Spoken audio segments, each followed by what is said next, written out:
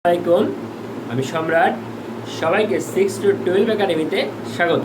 Viewers, আজকে আমাদের আলোচ্য বিষয় হলো নবম ও দশম শ্রেণীর পদার্থবিজ্ঞান বইয়ের পঞ্চম অধ্যায় অর্থাৎ চাপ ও পদার্থের অবস্থা অধ্যায়টির আজকে চাপের সূত্র নিয়ে আলোচনা।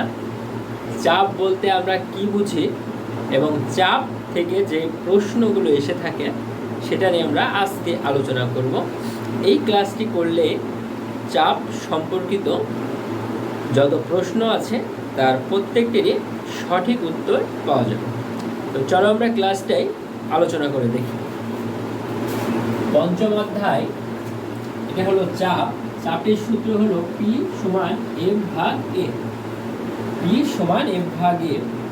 এখানে পি হলো চাপ, এফ হলো বল, আর এ হলো ক্ষেত্রফল। তো আমার এখানে বেশ কয়েকটি অর্থাৎ 4টি শর্ত লেখা আছে।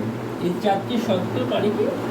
এই 4টি শর্ত দিয়ে আমরা যে চাপ সম্পর্কিত পরীক্ষাতে নৈবেদ্যিক এসে থাকবে, এই 4টি শর্ত জানলে প্রতিটা নৈবেদ্যিকের উত্তর পাওয়া যাবে। তো আমার এখানে 4টি শর্তের প্রথম শর্তটি হলো এ বেশি হলে পি কম হয়। অর্থাৎ প্রশ্নটি এ বেশি হলে পি কম হয়, এগুলো আমি আমার ব্যক্তিগতভাবে নিজস্ব ভাষা দিয়ে লিখেছি। এ হলো এখানে ক্ষেত্রফল আর পি হলো এখানে চাপ।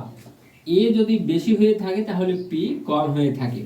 তো এটা এমনভাবে আসবে না, এটা পরীক্ষাতে আসবে। আমার এখানে পি এই মান, এখানে কোনো কারণে আমার বলের মান দেওয়া আছে 10 নিউটন, আর আমার ক্ষেত্রফল দেওয়া আছে 50 মিটার হোল স্কয়ার। এটা আমি কাল্পনিক ধরে নিলাম। তো এইভাবে পরীক্ষাতে নৈবেদ্যিক আসবে, যে নৈবেদ্যিকে বলা থাকবে যে পি এর মান কত অথবা পি এর মান কেমন কিংবা পি এর মানে কি পরিবর্তন হয়, তখন আমরা বললাম এ বেশি হলে পি এর মান কম হয়। অর্থাৎ এইখানে আমার এ এর মানটা বেশি বড়, তাহলে আমার স্বাভাবিকভাবে পি এর মানটা হবে কম। 2 নম্বর শর্ত হলো এ কম হলে পি বেশি হবে। অর্থাৎ এই এর মানটা কম হয়ে থাকলে পি এর মানটা বেশি হবে। কম হিসাবে আমি ধরলাম 5, এর মান কম হয়ে থাকলে পি এর মানটা বেশি হবে। অর্থাৎ এটা উল্টা ঘটনা, পরস্পরের বিপরীত। তার পরবর্তীতে আছে এফ। এই এফ নিয়ে এফ বেশি হলে পি বেশি হয়। অর্থাৎ এফ যদি বেশি হয়, এফ এর মান বেশি হয়, তাহলে আমার এই চাপের মানটাও বেশি বের হয়, চাপের মান বেশি হয়। আর এফ যদি কম হয়, পি এর মান কম হয়। অর্থাৎ এফ কম মানে বল কম, তাহলে আমার পি